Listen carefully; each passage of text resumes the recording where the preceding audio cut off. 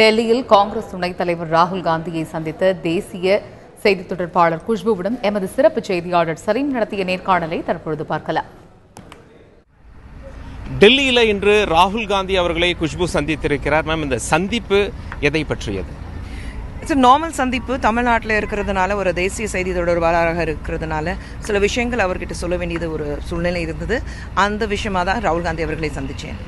இன்னைக்கு தமிழ்நாட்டில் மிகப்பெரிய போராட்டம் போயிட்டு இருக்கு. திமுக தான் இதை வழி நடத்துறாங்க. இந்த போராட்டத்தை நீங்க எப்படி பாக்குறீங்க? இல்லை, இது போராட்டம் விவசாயிகளுக்காக மட்டுமல்ல, இந்த ஹிந்தி இம்போசிஷன் எல்லாம் சொல்லிட்டு இருக்காங்க, அதுக்காகவும் இருக்கு. 40 நாட்களாக எங்களுடைய விவசாயிங்க இங்கே கஷ்டப்படும் போது யாருமே திரும்பி கூட பார்க்காம எத்தனை வகையான போராட்டங்கள் அவங்க நடத்துறாங்க.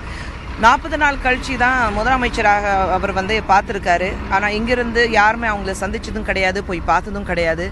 ஸோ இதுக்காக போராட்டம் சென்னையில் இருக்க முழு அழைப்பு போராட்டம் தமிழ்நாடு முழுவதும் நடந்துட்டுருக்கு.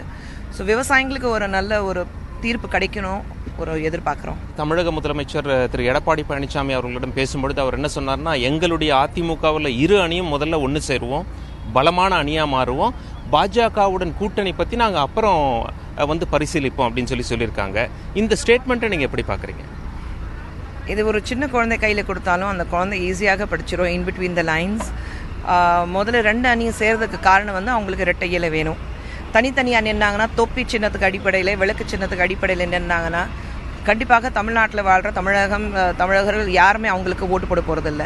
பாஜகவுடன் கூட்டணி இல்லை அப்படிங்கிறத அவங்க தெளிவாக சொல்ல மாட்டேங்கிறாங்க. நாங்கள் இதை பற்றி பரிசீலிப்போம், முதல்ல இருவரும் ஒன்று சேருவோம், அப்புறம் அதை பற்றி பேசுவோம்னு சொல்கிறாங்க.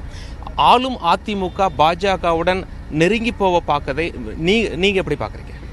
ஆரம்பத்தில் நான் சொல்கிற ஒரு விஷயம், இன்றைக்கி தமிழகத்தில் நடக்கிற ஒவ்வொரு விஷயமும் முதல்ல ஓபிஎஸ்க்கு சப்போர்ட்டு, அப்புறம் சசிகலா வந்த டைமில் ஜெயிலு போகிறதுக்கு முன்னாடி அவங்க சொல்லியிருந்தாங்க இது எல்லாத்துக்கும் பின்னணியில் பிஜேபி இருக்குது.